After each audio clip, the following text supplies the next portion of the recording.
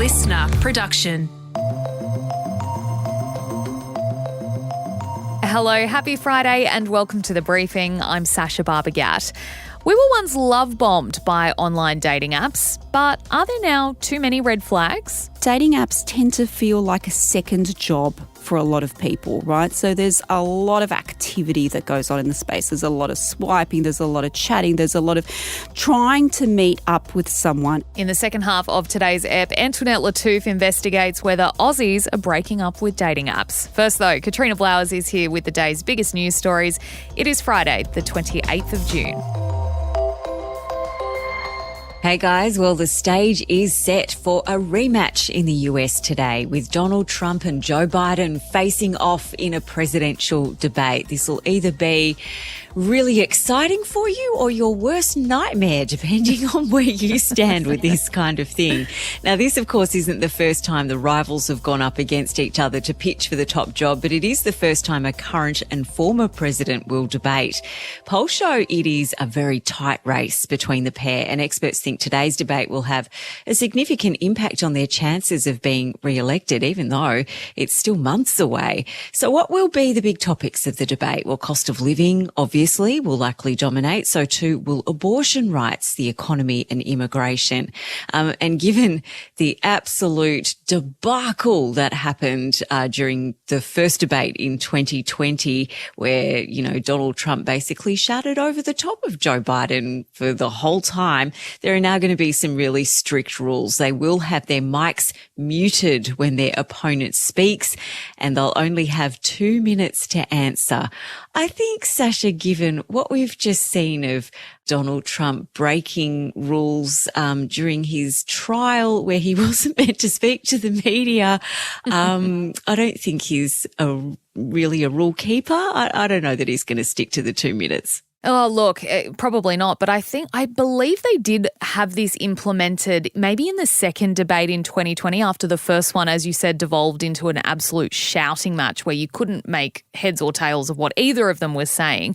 They just turned their microphone off. They literally, he can talk, he can keep going. All you'll hear is in the background while Joe Biden's voice will be more amplified. So it's interesting, Katrina, the landscape in the United States as we head into, the pointy end of this election race. It is very divided. The topics you mentioned that they'll be debating are very contentious, especially immigration, especially abortion rights. And 6 in 10 Americans say they will be watching to see how each candidate argues their case. As you mentioned as well, it is really tight. So experts are predicting it could move the needle potentially. And also this week, I wanted to point out Trump's team demanded that Joe Biden take a drug test before this presidential debate. The argument was that, they're playing on the Sleepy Joe narrative that he's, this bumbling, doddering fool who can't formulate a sentence properly. And they're saying, if he performs really well, that'll be proof that he took performance-enhancing drugs. I don't know what that is for a debate, for public speaking. But yeah, it is. As we saw in 2020, it is very bitter between the pair. I don't think it'll be a particularly feel-good event on television today. But it will be entertaining, and so I am here for that. Yes, and we will also have a full breakdown and analysis of the debate in your feed this afternoon. So if you're interested, be sure to listen. It'll be a good one. Changing pace now to some grim figures on sexual assaults, which are at a 31-year high in Australia, according to new data from the Bureau of Statistics. So this is out of the ABS's 2023 Victims of Crime report, and it makes it the 12th year in a row there's been an increase in reports of the crime to police in Australia. And if we look at the year-on-year figures, that is up 11% in 2023 compared to the year before. Yeah, so New South Wales and Queensland are the worst states for sexual assaults, rising 19% and 14% respectively. Women made up 84% of the victims, but it is worth noting the report found a 5% jump in homicides in which men were the most common victim too, while blackmail and extortion victims increased a massive 56%. Yeah, and I found that stat particularly interesting, Katrina. I tried to find something that would explain or maybe give some insight into why the huge increase. I struggled. I couldn't really get a sense of why we saw such a big jump in extortion and blackmail. There has been an increase, though, in young people being victims of online sextortion. So that's when you meet someone online, they tell you to send nude pictures of yourself, and then they blackmail you to pay them, or they'll release those images online. Police did suspect that about 1,000 children a month are being caught up in something like that, which is, really startling. But according to these ABS figures, 30% of victims in 2023 were under 18. So, it's I can't make that link. I'm not qualified to, but I think it's something we should dig deeper into because it's a really interesting statistic. To an update on the bird flu outbreak now, and Woolies has also introduced egg buying limits. They started yesterday after delays in stock from egg suppliers in New South Wales, Victoria, and now the ACT. So Coles introduced the same rule a few weeks ago, with shoppers only allowed 2 cartons per person at all stores, except in WA where the limit does not exist. But if you are in need of a few more cartons, Aldi remains unaffected by stock delays and doesn't have any purchase limits. It is worth pointing out too that most experts are saying that bird flu can't be transmitted if you cook and prepare either chicken or eggs properly. So if you're kind of steering clear of, either buying eggs or chicken at the moment because you're worried about that, apparently it's okay as long as you prepare them properly. Yeah, we spoke to an expert for the briefing this week who confirmed that the risk is extremely low to almost impossible for bird flu to pass from food to humans. And the world's most livable cities for 2024 have been announced, and maybe it settles the Sydney versus Melbourne debate. The Economist Intelligence Unit ranked 173 cities across the globe against a range of criteria, which included healthcare, culture, environment, stability, infrastructure, and education. Now, taking the top spot with a perfect score was Vienna in Austria, followed by Copenhagen, then Zurich. 2 Aussie cities made the top 10. The winner, drumroll please, Melbourne, which ranked 4th, dropping 1 spot. Sydney came in 7th, Katrina. I think we need to hear more of your drum roll. We need to bring that into more stories. I think it was a bit lackluster. I'm sorry. One of the big factors considered in this year's ranking was the housing crisis. So this is super interesting because it had a massive impact, particularly when they were ranking cities in Australia and Canada. We usually do better than this, but the overall score of Australian cities was downgraded this time around because of our low availability of rental properties and high house prices.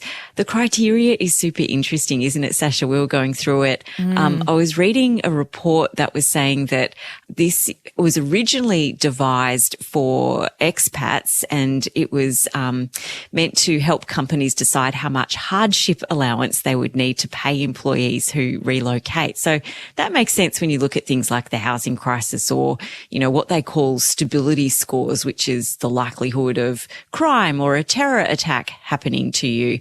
So, yeah, it's very interesting when you look at it through that lens. Yeah, I think we read the headline, most livable city, Melbourne beats Sydney. But when you're right, when we were drilling a bit deeper into the report and how they ranked cities, there is a lot of information that goes into it. Now, for our other Aussie cities, Adelaide ranked 11th, Perth came in 15th, Brisbane was 16th, so that's out of the top 20. American cities notably didn't do that well. Honolulu was the highest ranking US city, which came in 23rd.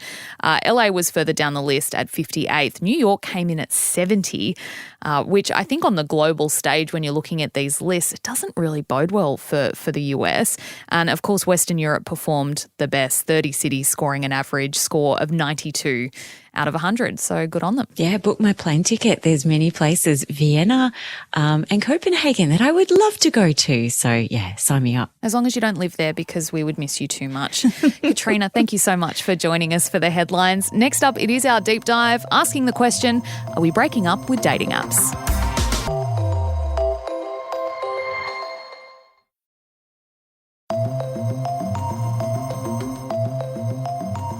So dating apps have transformed the modern dating landscape. It's forever changed. But after falling in love with them for their convenience, their accessibility, and the potential connection they bring, are Aussies now looking to break up with them? Boy sober is trending on social media, and it's not just women who feel jaded by the real-life experiences of using platforms like Tinder, Bumble and Hinge. At the same time, a deadline set by the Albanese government is looming, and that's for dating apps to self-regulate and become safer, or the government's going to intervene. To unpack Boy Sober and whether self-regulating is going to happen, Dr. Lisa Portolan is here. She's an academic at the University of Technology, Sydney, and she's also the author of several books, including Love, Intimacy and Online Dating, How a Global Pandemic Redefined Intimacy. Dr. Portolan, thanks for joining the briefing. Talk me through this Boy Sober trend, because I did see it has 49 million impressions on TikTok. Okay, so the boy sober trend in essence is no hookups, no dates, no relationships, no exes. It's a sobriety of men per se, and a lot of women are joining this movement in terms of their just giving up on dating and relationships and heterosexual relationships, so to speak. And I guess it sort of had a bit of a start probably a decade ago with the 4B movement in Korea, where a lot of women started swearing off dating and heterosexual relationships, etc. And since then, there's been various different movements via TikTok and other social media platforms, but the boy sober movement probably in the last sort of 6 months has really taken off, and women are just, steering away from intimacies. Sometimes a trendy catchphrase gets picked up by the media and it's elevated and legitimised rather than interrogated. Like, what evidence do we have that this is a cultural trend and not just a cute little saying? I mean, you gave a statistic just then which was absolutely huge. Women that have been not dating, not in relationships for 6 months, years, maybe more than that. So there is definitely a sense that it's taking off. Another sort of indication of it is Bumble recently ran a campaign which was heavily interrogated across the US and Europe, which called out the movement. And in essence, it said celibacy is not the answer. So I guess if you have a dating app that's out there actually campaigning sort of against the movement, it's certainly a sign that it's happening and that they are losing a large portion of their market to this particular trend. Yeah, that's really interesting. I mean, celibacy is not a good business model for dating apps. Indeed, exactly. So the fact that, and look, they weren't applauded for this campaign because obviously back in the day they were known as the feminist app. Yes. So for them to sort of go out and kind of attack a movement which is looking at women empowering themselves and taking control and autonomy of their bodies is kind of counterintuitive to what their ethos is. This is obviously also against the backdrop of a whole bunch of issues with dating apps and society more broadly around safety. We spoke last September about the Albanese government putting dating apps on notice to self-regulate and increase safety features. What has happened since? We are currently still waiting for them to come out with some sort of voluntary code, which was in essence what they had been tasked to do and need to do by the 30th of June, and which we would think is still going to happen. Tinder has come out with a whole suite of different safety elements to the app. So, for example, they have a new ID verification element. They also have a share your date. So it asks for people who have set up a date to share the details to their family and friends, etc. It has different warnings for users now. So if you've breached certain guidelines, you'll get the warning that if you don't amend the behaviour, you will be removed from the app. So it has come up with a various set of safety regulations, some of which are probably more effective than others. So, for example, the ID verification, which is being trialled in Australia, is probably an effective means. Things like share your date is a bit of a curious one, for example, because it does tend to put the onus back on women to actually provide these sorts of details. So, again, it's that sort of shifting of labour. So we saw that Tinder has put some things in place. What about the other apps? The other apps are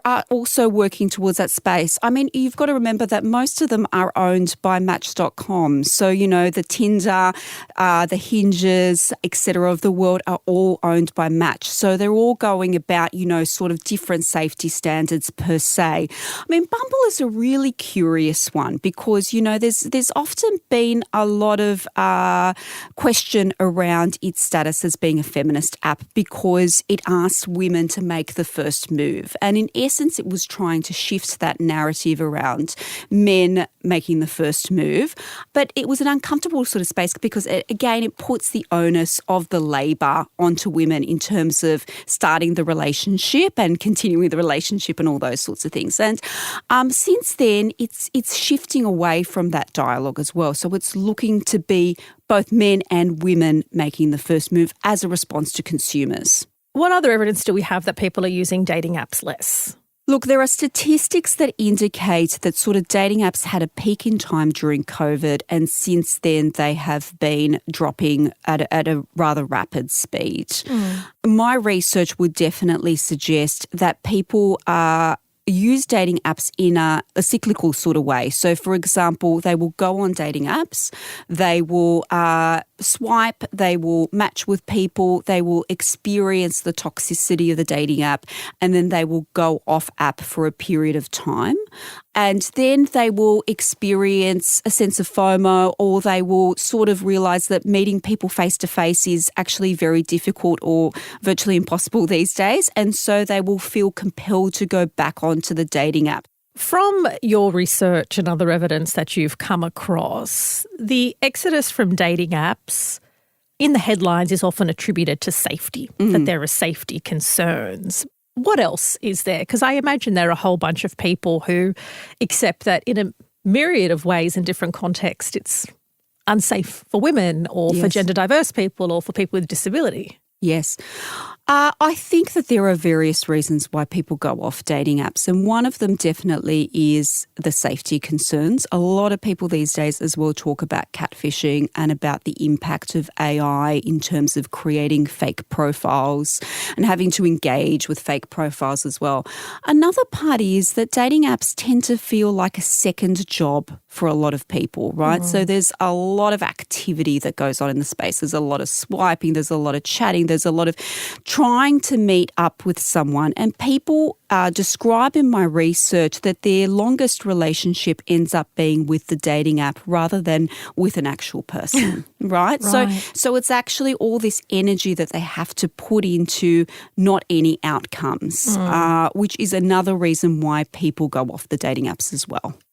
Are we also in danger of losing the skill of resilience and conflict resolution, loyalty, because there is this bit of a swipe next culture that has been cultivated because of apps? Yes, I absolutely agree. So dating apps they're kind of like the Uber Eats of relationships, right? You can never do Tinder per se. You can always continue on swiping, which tends to sort of encourage this concept that everyone is disposable to some degree because you will always be able to move on to someone else. And it also sort of encourages this notion of, is the grass greener on the other side? Because we sort of get this sense, should I settle for this? Or if I keep on swiping, is there someone going to be better out there as well? So I guess definitely they're definitely responsible for that sense of sort of disposability within a relationship sense.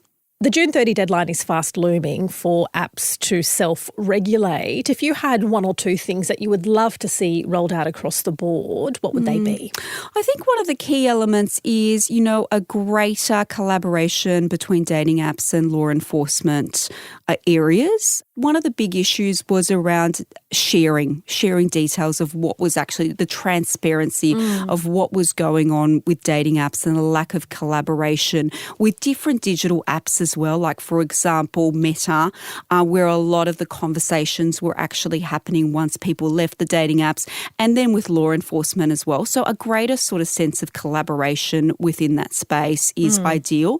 And I guess the second one is really the protection elements for those more vulnerable communities. So, not just women, but the points of intersection as well. So what exactly does that look like? If it's an ID verification element, is it going to be rolled out across all the apps in a consistent sort of fashion? Because one of the key issues is that, women or men might experience something on one app and then in essence that person is either blocked or removed and then they pop up again on one app or on a different app and it's still the behaviour comes up again. So there needs to be a greater sort of collaboration between the apps and a broader sort of environment, both within the technology space and within the law enforcement space as well.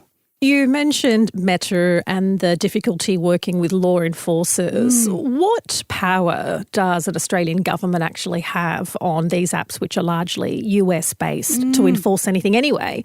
Or have we seen other countries or jurisdictions get some things happening in their country? Well, I guess we've sort of been proven in the past that there's sort of limited powers within that space from an Australian perspective. Look, I don't have any evidence of what has occurred in other countries, but we can be hopeful in the sense that this is where we are moving forwards towards. This is not a situation that's going to go away. We're going to become more and more digitised as we move forward. So these relationships and these critical connections need to be built in some sort of way, and greater collaboration does need to happen. Wonderful. Thank you so much for your time. Thank you. Dr. Lisa Portolan, academic at UTS in Sydney and the author of a bunch of books including Love, Intimacy and Online Dating. So that deadline again for dating apps to self-regulate or be regulated is just days away at June 30. But if you're not interested in dating apps, I guess there's always run clubs. Thanks for listening to The Briefing. That's it for now. Before you go, though, we'd love it if you could share this episode with someone you think might enjoy it. We also release all of our weekend briefings and a few extra. That's on YouTube, where you just have to search Listener Newsroom.